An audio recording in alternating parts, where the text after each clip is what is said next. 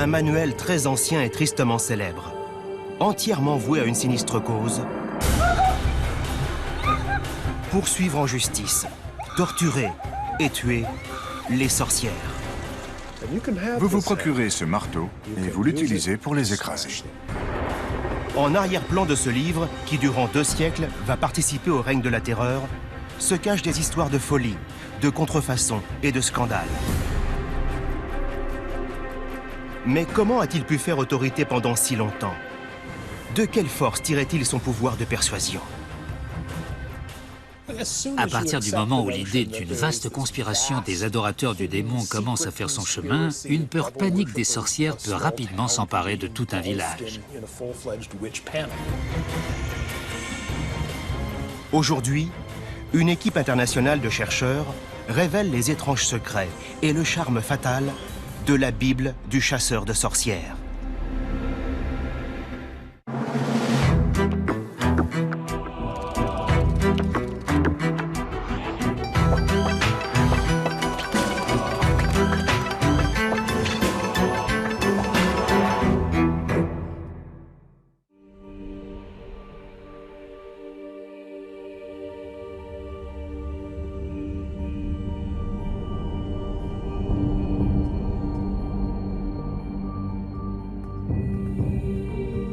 Le Malleus Maleficarum, traduction, le marteau des sorcières.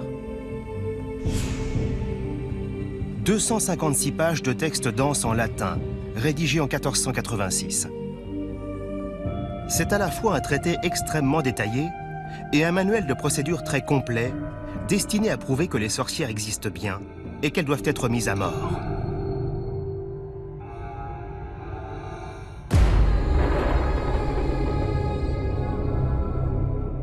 Il se présente comme un texte digne de foi que les gens peuvent consulter pour comprendre la sorcellerie, saisir la signification de ce phénomène. Au cours des XVIe et XVIIe siècles, avec plus de 30 000 exemplaires édités, le marteau des sorcières se répand comme un fléau dans toute l'Europe. Son influence va même se faire sentir jusque dans le Nouveau Monde. Au bout du compte, ce livre aura permis d'envoyer à la mort plus de 60 000 personnes.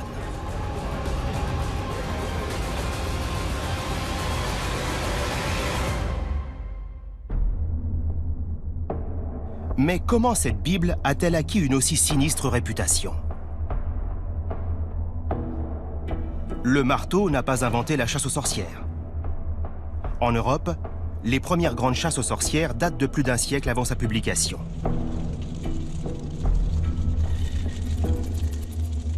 Des religieux avaient déjà écrit des textes condamnant ces dernières. Et pourtant, aujourd'hui encore, soit 500 ans et quelques années plus tard, le Malleus Maleficarum reste le livre médiéval sur la sorcellerie le plus connu, le plus lu et le plus sujet à polémique. Comment expliquer qu'il ait eu une telle influence et qu'il demeure une référence? Les activités de chasse aux sorcières au XVe et début XVIe siècle prennent appui sur les notions intellectuelles vulgarisées par le Malleus.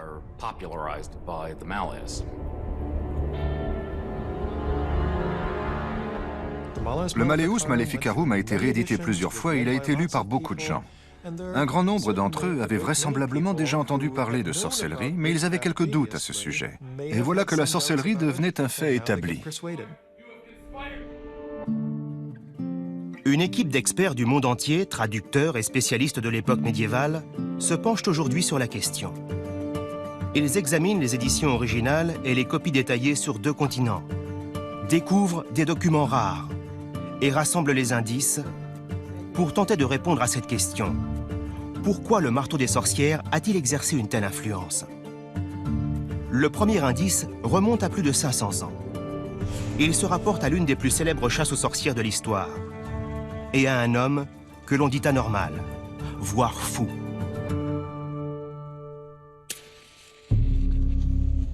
« 1485, Innsbruck, en Autriche. 48 femmes et 2 hommes sont accusés de pratiquer de la magie néfaste, de la sorcellerie. Leur crime, malédiction sur les conjoints infidèles et utilisation de sorts et d'élixirs pour provoquer la maladie ou la mort.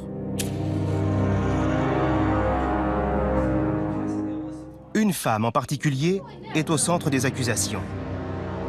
Lors de son procès, un inquisiteur de passage prend l'affaire en main et déclenche un scandale. Il interroge l'accusé sur des actes sexuels pratiqués sous influence satanique et soutient que la fornication renforce ses pouvoirs de sorcière. L'avocat dépêché par l'évêque de la ville intervient. Il accuse l'inquisiteur de tenir des propos extravagants et non conformes à la loi, et il exige que toutes les charges soient abandonnées. L'inquisiteur quitte Innsbruck. Son intervention au procès a été un fiasco.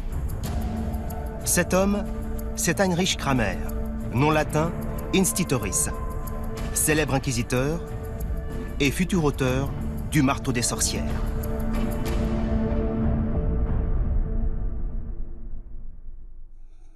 « 1486. Dès son retour d'Innsbruck, où il a été publiquement désavoué, Heinrich Kramer Institoris s'attelle à son chef-d'œuvre. Un livre destiné à prouver que les sorcières sont guidées par la faiblesse et la luxure, voies par lesquelles le démon se fait chair. Les sorcières doivent donc être débusquées et brûlées. Ce sera l'ultime plaidoirie d'Heinrich Kramer, son livre de vengeance, qui fera définitivement taire les critiques et qui convaincra le monde entier. La Bible du chasseur de sorcières. Kramer devait être très en colère et aussi énormément déçu au moment où il a écrit le Malleus Maleficarum, parce qu'il avait perdu sa bataille contre les sorcières. Ce livre est donc d'une certaine façon sa dernière volonté, son testament. La plus grande réussite du marteau des sorcières aurait été de faire de la vengeance d'un homme une cause universelle. Pendant des siècles, on a cru que le chef-d'œuvre de Kramer avait la bénédiction de l'Église. Mais les apparences peuvent être trompeuses.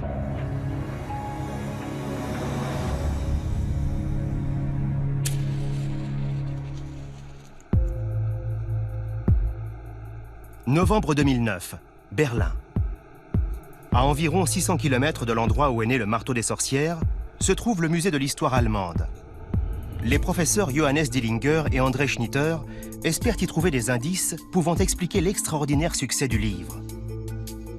Pour cela, ils ont l'intention d'examiner de près 2 éditions différentes.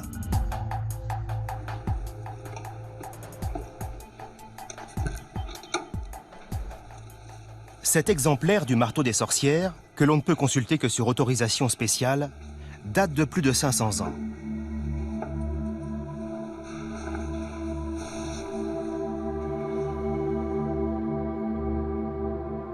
Pour comprendre le succès du livre, il faut d'abord se pencher sur le document très important qui y est inséré.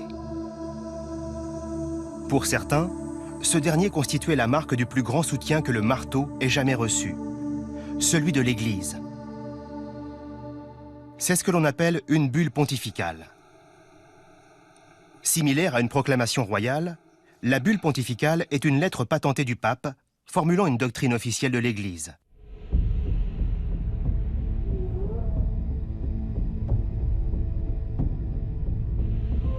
Celle-ci, Summis Desiderantes, ou bulle de la sorcellerie, demeure l'une des plus connues. Elle précise 2 points importants. D'abord, elle met en garde contre les sorcières.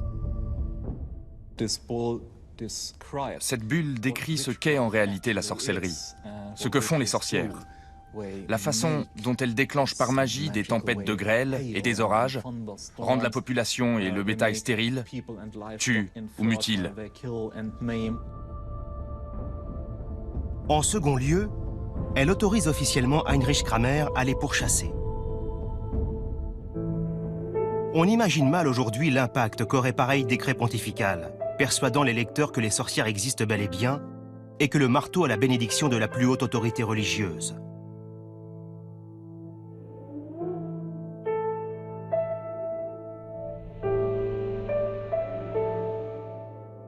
Mais il y a un problème. En se concentrant sur l'étude de la bulle, les chercheurs découvrent qu'elle est surtout remarquable par ce qu'elle ne dit pas. En effet, nulle part il n'est fait allusion au marteau des sorcières. La bulle pontificale date de 3 ans avant la publication du marteau.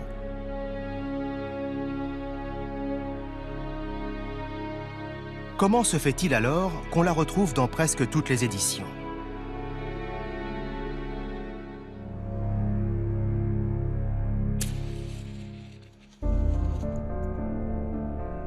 Il faut retourner en 1484 pour avoir un début de réponse.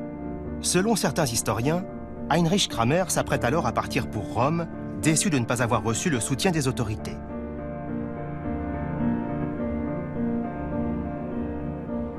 Il emporte dans ses bagages une lettre argumentée demandant la permission de pourchasser les sorcières avec l'approbation du pape.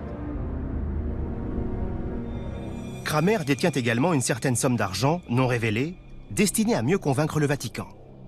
La démarche de Kramer s'avère efficace. Sa lettre servira de base au Summis Desiderantes.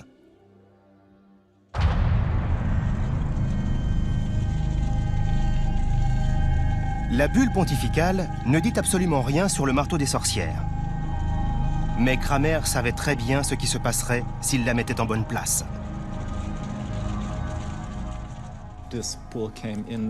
L'insertion de cette bulle était bien commode, parce qu'elle laissait penser que le Vatican était absolument d'accord avec tout ce qui était dit dans le Malleus Maleficarum. Pour l'équipe de chercheurs, la bulle est trompeuse, et il y a de fortes chances que le Malleus Maleficarum tienne son succès non pas d'une quelconque approbation papale, mais du maître manipulateur. Heinrich Kramer, un homme obsédé par l'idée de faire taire les critiques et qui veut imposer au monde sa propre vision des sorcières. Un mal dont il faut se débarrasser.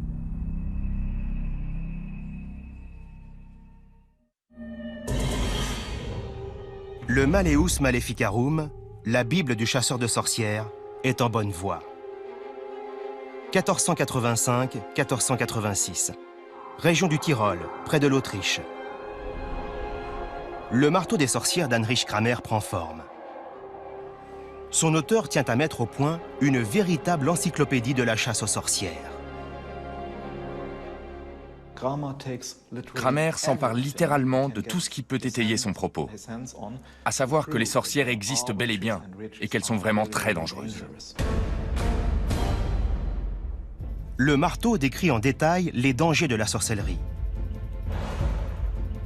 Pouvoir divinatoire, sort pour infliger des maladies mortelles, enlèvement et sacrifice de nouveau-nés, provocation de catastrophes naturelles, actes de cannibalisme, sorcières volant dans les airs pour rejoindre d'autres démons aux cérémonies de magie noire, les sabbats. Kramer intègre aussi dans ce livre des exemples tirés de sa propre chasse aux sorcières. Son modèle ? Un procès qui a fait sensation et qui a eu lieu avant son humiliation à Innsbruck. Pour lui, c'est la procédure parfaite et fatale d'une action en justice contre les sorcières.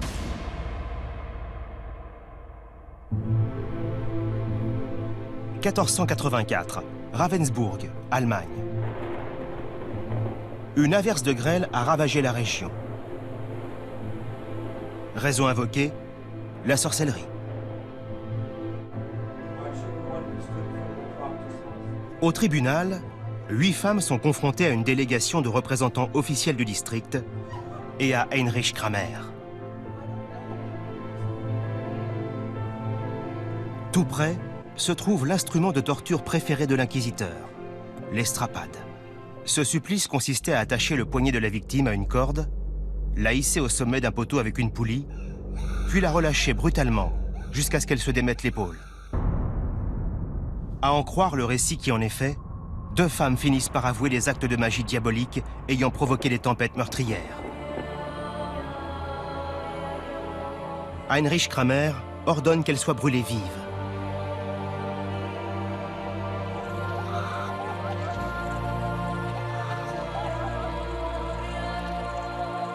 À ses yeux, Ravensbourg est un grand succès.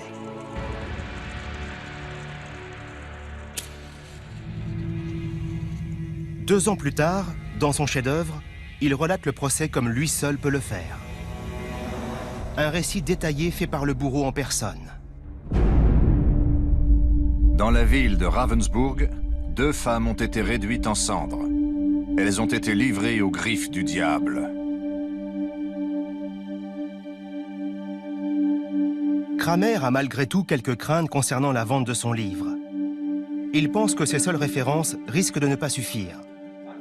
Pour convaincre le maximum de gens, il serait préférable que le manuscrit soit co-signé par un illustre personnage. Que se passe-t-il alors? C'est là toute la polémique autour du marteau des sorcières. Pratiquement toutes les éditions du livre font apparaître deux noms, Kramer et Jacob Sprenger, un professeur de la prestigieuse université de Cologne. Jacob Sprenger était l'une des grandes figures de l'ordre des Dominicains en Allemagne.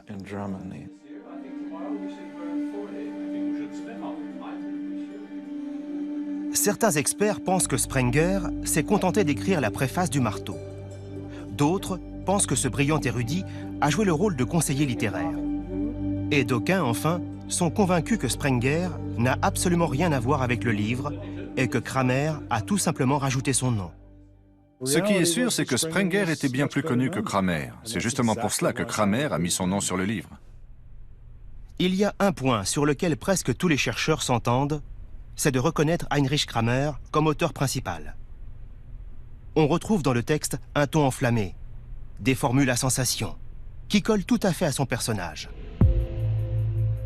Novembre 2009, Université de St Andrews en Écosse. L'historien Peter Maxwell Stuart, associé à l'équipe d'enquête sur le Malleus, recherche dans le texte des indices de l'influence prépondérante de Kramer. Vous vous intéressez à son latin et certains mots tout à coup vous sautent aux yeux parce qu'émotionnellement très chargés. Il aurait pu choisir d'autres mots, mais non, c'est ceux-là qu'il a choisis.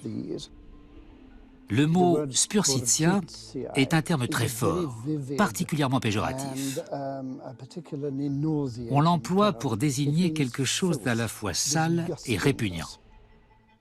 Philocationem est un mot très peu usité. Cela veut dire rechercher les aventures galantes, ce que les sorcières font faire aux hommes d'après lui. Ce type de langage très particulier que l'on retrouve ici et là au fil des pages illustre bien la disposition d'esprit d'Institoris.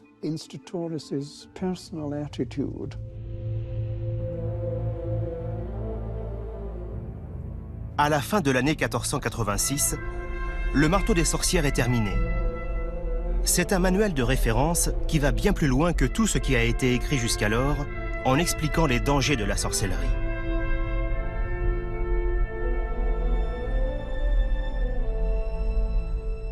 Un des problèmes fondamentaux avec la sorcellerie, c'est que ça ne tient pas vraiment debout. Toute cette histoire de conspiration diabolique, de Dieu qui autorise Satan à donner des pouvoirs surnaturels à ses femmes, tout cela ne semble pas très plausible à première vue. Et ce que fait le Malleus, c'est qu'il explique exactement comment ça marche, pourquoi Dieu fait cela, et il prouve l'existence des sorcières. Pour présenter ses arguments, le livre est divisé en 3 parties. Première partie, une discussion philosophique autour de la sorcellerie. Deuxième partie, un guide pour le clergé. Comment reconnaître les actes de sorcellerie à l'intérieur de sa propre communauté. Et troisième partie, la plus terrible. Un manuel de procédure, un guide pour l'accusation, les poursuites judiciaires et la condamnation à mort des sorcières. Lorsqu'il met le point final à son livre, Kramer n'a aucun moyen de savoir si sa Bible du chasseur de sorcières va connaître un quelconque succès. À terme, il va contribuer à envoyer à la mort des dizaines de milliers de gens soupçonnés de sorcellerie. Pour tenter de comprendre le cruel impact de cet ouvrage, les chercheurs se penchent sur l'image des sorcières dans le monde avant et après la publication du Marteau des sorcières.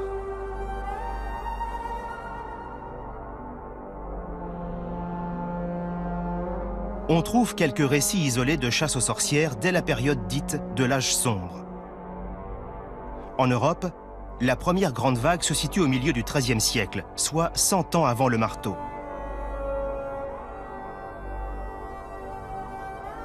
Au fur et à mesure que la chasse aux sorcières prend de l'ampleur, elle change de caractère. Ce qui était au départ une mesure destinée à juguler la sorcellerie païenne ses effets sur le climat, la bonne ou la mauvaise santé, se transforment avec le temps en haine féroce. Les sorcières ne sont plus de simples barbares, mais des hérétiques sataniques. En 1486, à l'époque du Malleus Maleficarum, la façon dont les sorcières acquièrent leur pouvoir démoniaque fait encore largement débat. Les opinions sont très controversées, même chez ceux qui croient aux sorcières. Le marteau apporte les réponses. À la question « Comment Satan corrompt-il les hommes ?», il fournit cette réponse effrayante. Il fait d'eux ses complices. Et les femmes aux mœurs légères sont les meilleures recrues. Le désir charnel est insatiable chez elle. Et c'est pour cette raison qu'elle batifole avec les démons.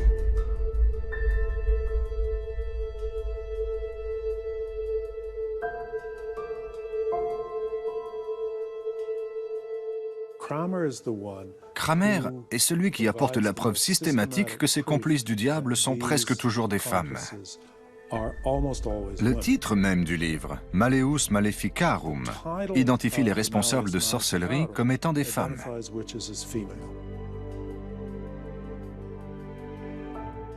La voyelle de terminaison est au féminin, et Kramer le dit lui-même.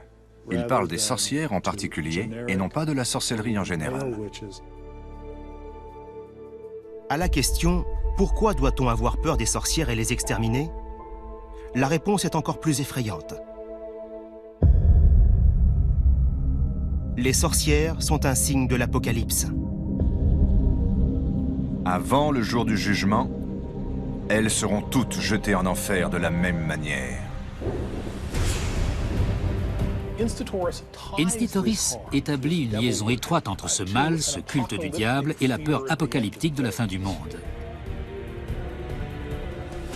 Dieu est tellement en colère contre l'hérésie de la sorcellerie que tout d'abord, il permet à Satan d'aider les sorcières à faire des choses terribles et que, ensuite, il va finir par mener le monde à sa fin, et ce, au plus vite.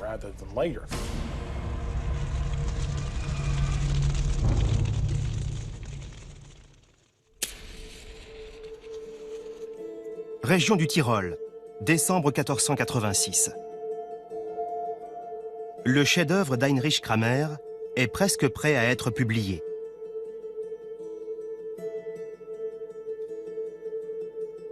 Mais pour assurer le succès du livre, il manque un dernier document. L'agrément donné par une personne qui fait autorité.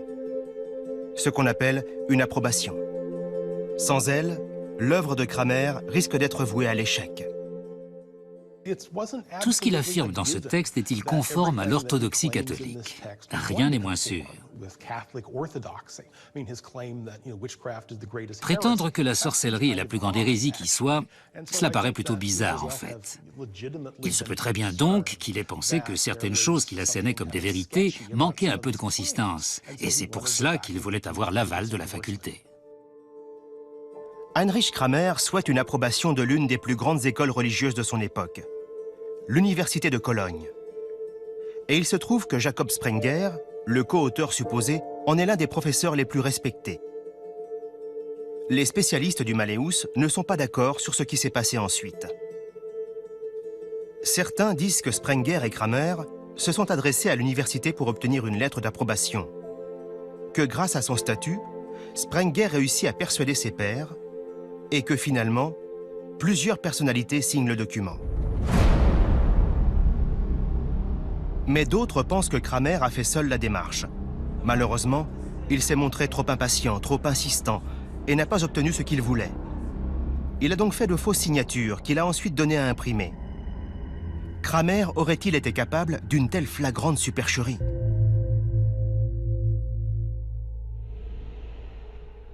Plusieurs siècles plus tard, deux équipes de spécialistes du Malleus travaillent en tandem et se livrent à un examen scrupuleux de l'approbation en question. Berlin. Au musée d'histoire allemande, à quelques heures de route de l'université de Cologne, les professeurs Dillinger et Schnitter recherchent des preuves de falsification. Au même moment, à Washington, D.C., Les historiens du Malleus, Hans Brodel et Christopher Mackie, s'apprêtent à passer au peigne fin l'approbation dans une des rares toutes premières éditions du Marteau des sorcières qui se trouve aux États-Unis. Conservé à la bibliothèque du Congrès, cet exemplaire possède une nouvelle reliure, mais le corps du texte, demeuré intact, date de 1487. L'approbation se compose de deux parties. La première est un compte-rendu précis du livre, signé de 4 professeurs en théologie de Cologne. Les signatures sont certifiées par un notaire. La seconde partie n'est qu'une vague justification de la chasse aux sorcières en général. Elle est signée par 8 professeurs, mais pour sa signature, le notaire était absent. Le notaire en charge de cette affaire reconnaît qu'il n'était pas physiquement présent pour authentifier la seconde fournée de signatures. Mais ça paraît bizarre, parce qu'après tout, c'est ce qu'il est censé faire. Un autre fait remet en question la validité de ces signatures. Au moins 2 des personnes qui ont signé le document ont prétendu plus tard ne pas l'avoir fait. Ce qui tendrait, bien sûr, à prouver qu'il s'agit en partie d'un faux. Mais même s'il n'y a pas de doute sur les signatures, elles ne sont pas forcément une garantie. En fait, cet homme, Andreas, reconnaît même qu'il donne son approbation au livre alors qu'il n'en a qu'un bref aperçu. Il admet n'avoir pas lu le document avec attention, et je pense que c'est sans doute le cas d'un bon nombre de signataires.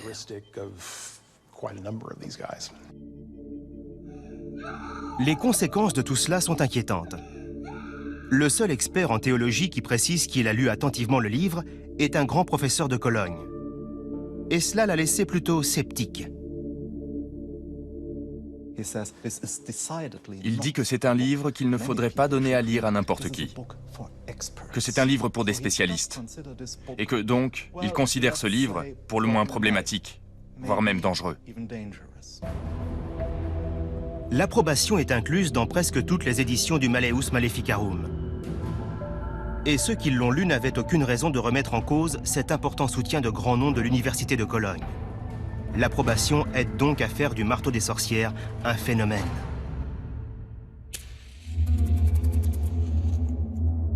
À la fin du printemps 1487, le Malleus, doté de l'approbation, est prêt pour la publication. Imprimé dans la ville de Speyer, en Allemagne, la Bible du chasseur de sorcières va faire une entrée fracassante sur la place publique.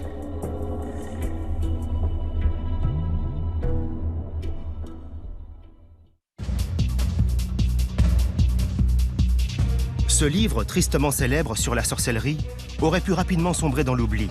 Mais il se trouve que sa parution a coïncidé avec une invention qui a changé le monde.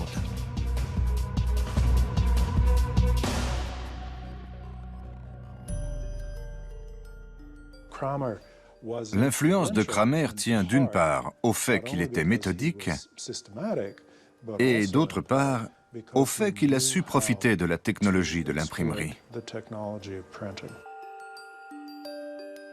L'invention de la presse de Gutenberg en 1454 a permis une large diffusion des idées.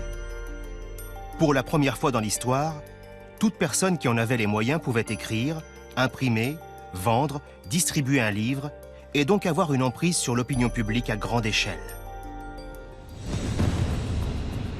Toutes éditions confondues, le Marteau des sorcières s'est vendu à l'époque à plus de 30 000 exemplaires. Les autorités religieuses et laïques, le clergé, les universités, les bibliothèques, tous en ont fait un jour ou l'autre l'acquisition.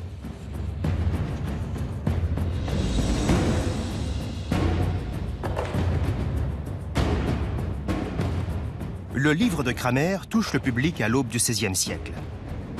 Une époque politiquement instable, marquée par des affrontements entre nations. Au même moment, l'Église est agitée de terribles querelles intestines, annonciatrices de la réforme protestante. Au milieu de ce chaos, les descriptions de sorcellerie apocalyptique données dans le livre contribuent à créer un climat de peur et de suspicion.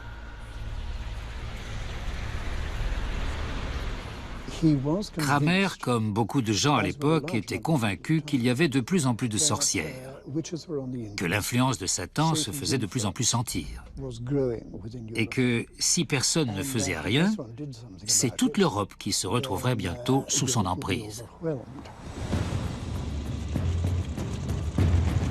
Les procédés décrits dans le Malleus deviennent pratique courante.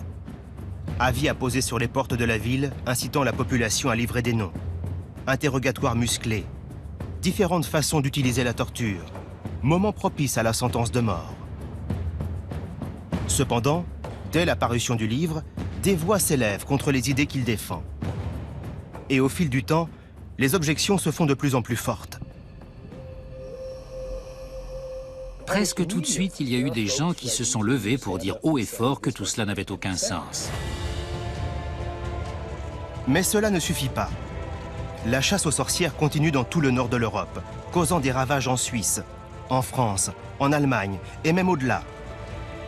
Largement diffusé et lu, le Malleus Maleficarum attise le feu d'une nouvelle vague de persécutions, de tortures et de morts.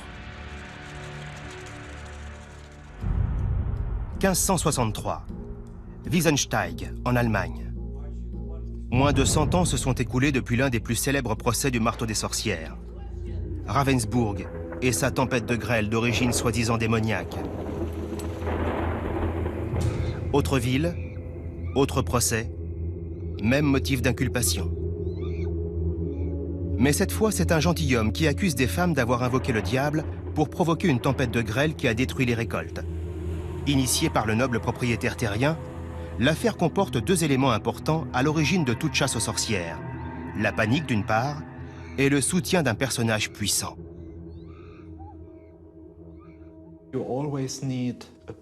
Vous avez toujours besoin d'un prince prêt à cautionner les chasseurs de sorcières. Un prince qui accepte volontiers de faire le procès des sorcières dans ses tribunaux.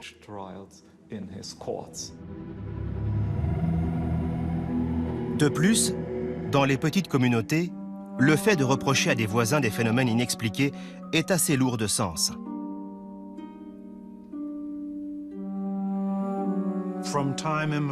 Depuis la nuit des temps, les gens qui vivent en cercle fermé, comme les habitants d'un village par exemple, ont toujours eu des petits différends entre eux.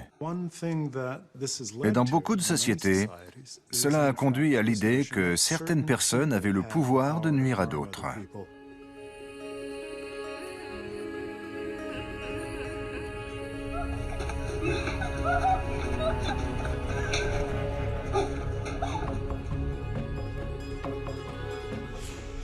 Dans un climat de suspicion, l'hystérie s'alimente d'elle-même. Les gens du peuple ne demandent que cela. Aller se présenter pour identifier un malfaiteur connu. C'est une sorcière, c'est une sorcière. Les gens croient à cette idée de sorcellerie diabolique. Et un vent de panique a vite fait de souffler sur une toute petite ville. Les suspects sont le plus souvent des paysannes. Certaines soignent par les plantes, d'autres invoquent des forces surnaturelles. Ce sont parfois des malades mentales, souvent de simples mendiantes. Leur seul crime, c'est la pauvreté. Mais selon le marteau des sorcières, les faibles femmes sont les plus dangereuses. Elles sont profondément abattues. Et arrive ce personnage extraordinaire qui s'avère être le diable ou un démon et qui leur promet de les sortir de la misère si elles font ce qu'il leur demande. Au procès de Wiesensteig, les femmes sont soumises à la torture. Les inquisiteurs qui consultent le Malleus Maleficarum, la Bible du chasseur de sorcières, savent que c'est le meilleur moyen de les faire avouer.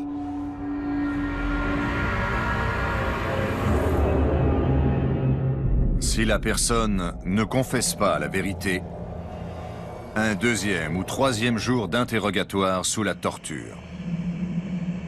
On peut utiliser la torture pour obliger les sorcières à nommer leurs complices, et on sait qu'elles ont des complices parce qu'elles font partie de cette vaste conspiration. Parmi les pires supplices, un casque en acier qu'on appelle le broyeur de crâne. Les strapades et les poussettes, étaux qui compressent et écrasent la main. Le procès de Wiesensteig dure des mois. Au final, plus de 60 femmes passent aux aveux et sont brûlées vives. et d'autres, un peu plus tard, subiront le même sort. Certaines personnes pensent que, dans toute l'histoire, c'est le Malleus Maleficarum qui a inspiré les pires actes de haine contre les femmes. Mais une telle haine, ou quoi que ce soit qui se cache derrière, peut-elle expliquer l'incroyable fascination qu'exerce le livre?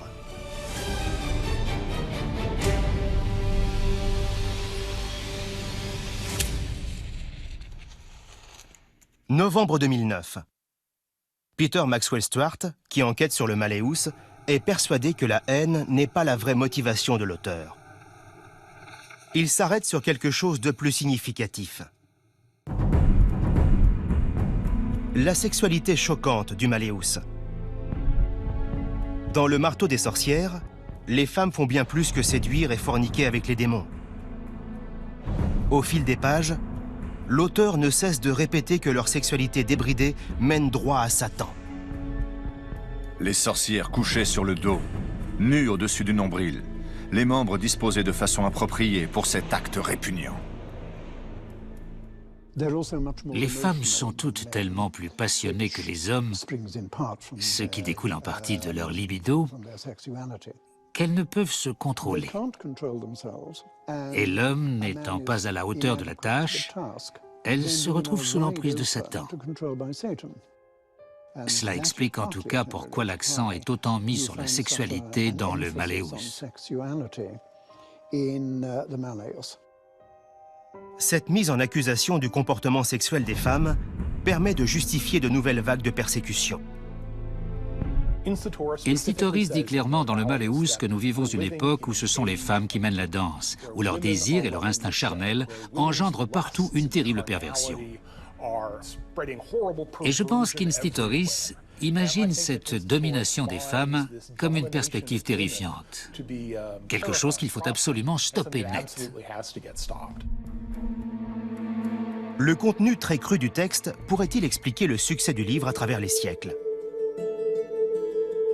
Pour tenter de comprendre cette focalisation sur la sexualité, les chercheurs qui enquêtent sur le Malleus suivent une piste originale. Une série de lettres relatant dans le détail le plus grand scandale sexuel associé à l'auteur du Marteau des sorcières. Des lettres écrites pendant le procès raté de Kramer à Innsbruck. Je pense que tout le monde à Innsbruck aurait été très heureux s'il s'était contenté de faire le procès de la magie. Il s'est mis à parler de la conspiration des sorcières diaboliques, de femmes qui chevauchent leur balai la nuit, de toutes ces choses, et il était obnubilé par la sexualité féminine. Mais pourquoi bon sang aller leur poser toutes ces questions sur le sexe? C'est à la fois étrange et malsain. Sa pensée pourrait se traduire ainsi. C'est à tel point caractéristique de la nature d'une sorcière, à tel point typique du comportement d'une sorcière que lorsque nous faisons le procès d'une sorcière, nous voulons tout savoir sur le passé de cette femme. Parce que si on y décèle une quelconque déviance sexuelle, cela étaye l'accusation de sorcellerie. L'échange de correspondance entre l'évêque et les autorités locales révèle une étonnante facette de la personnalité d'Heinrich Kramer Institoris.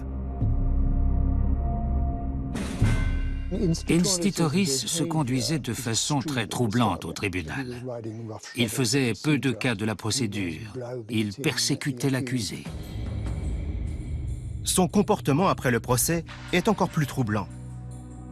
Il s'attarde à Innsbruck et continue de harceler les femmes mises en accusation. À tel point que l'évêque lui adresse un courrier courroucé, le priant de quitter la ville. Il y a cette célèbre lettre dans laquelle l'évêque prévient Institoris qu'il se pourrait fort bien que les maris des accusés entreprennent des actes de violence contre lui. L'évêque qui l'a chassé disait que Kramer était un fou. Voici celui à qui l'on doit le Marteau des sorcières. Est-il possible que le comportement anormal de cet homme ait aidé à faire vendre les idées radicales exposées dans le Malleus Maleficarum? Selon certains historiens, dans la plupart des textes de propagande haineux, comme Mein Kampf par exemple, plus les préjugés sont outranciers, plus leur pouvoir de persuasion est fort. Une chose est sûre, à la fin du XVIIe siècle, les idées propagées par le Malleus Maleficarum continuent de faire des ravages. L'hystérie de la chasse aux sorcières gagne même le monde anglo-saxon. Bientôt, le poison distillé par l'œuvre de Kramer va inspirer l'un des plus célèbres procès en sorcellerie et y laisser sa marque indélébile.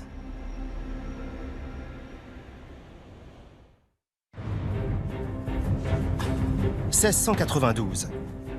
La région de Salem, dans le Massachusetts, où cohabitent deux communautés. Une nouvelle affaire dramatique prend forme et échauffe les esprits, transformant une colonie en horde sauvage. Des rumeurs circulent à propos d'actes de sorcellerie sur des enfants, et les accusations ont au fait de virer à la menace.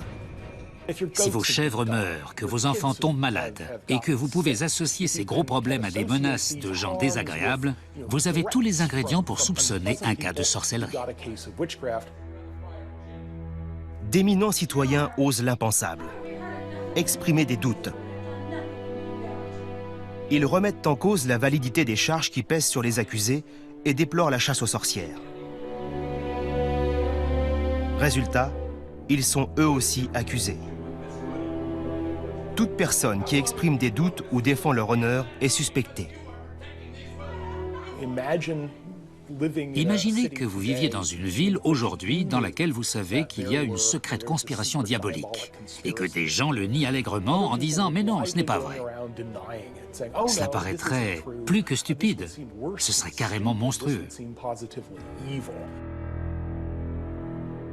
Les enfants sont appelés à témoigner. Certains meurent pour protéger leurs parents. Et on finit même par voir d'honnêtes villageois pendus au bout d'une corde.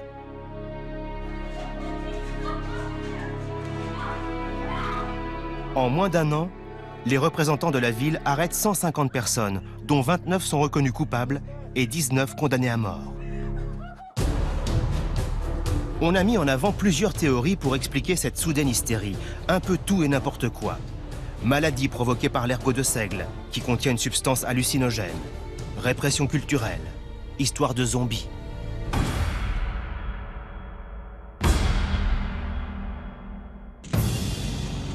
Mais quelle que soit la raison de cette folie des sorcières, l'horreur de Salem ramène à cet atroce héritage du Malleus Maleficarum.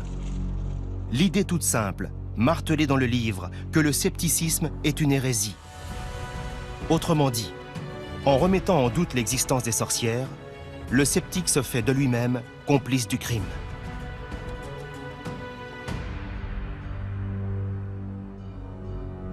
Écrire un texte qui spécifie d'emblée que le fait de ne pas croire aux sorcières est la pire des hérésies, ce n'est pas seulement audacieux, c'est franchement provocateur.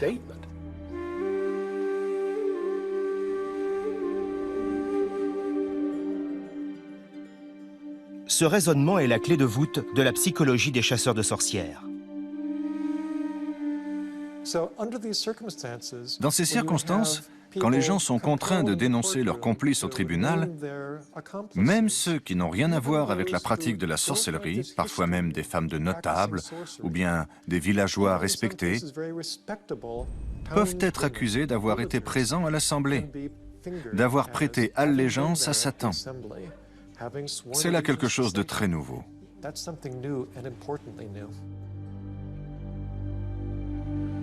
Aujourd'hui, après avoir analysé toute la psychologie de la chasse aux sorcières, les chercheurs sont d'accord sur un point fondamental. En faisant du doute un crime, pendant 200 ans, le Malleus a contribué à transformer la misogynie, la paranoïa et la peur en une monstrueuse institution. Conséquence de Salem et des différents procès en Europe, la folie des sorcières prend fin. On estime qu'à la fin du XVIIIe siècle, de 40 à 60 000 personnes ont été victimes de cette chasse effrénée.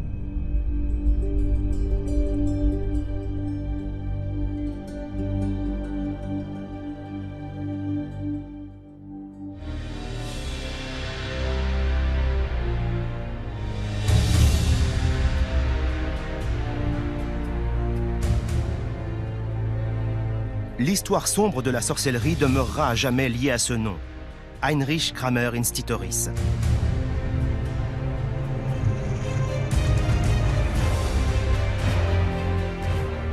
Hanté par le scandale, il s'est dévoué à l'écriture d'un livre de vengeance. Une Bible du chasseur de sorcières obsédé par un seul avertissement biblique. Tu ne dois pas laisser une sorcière en vie.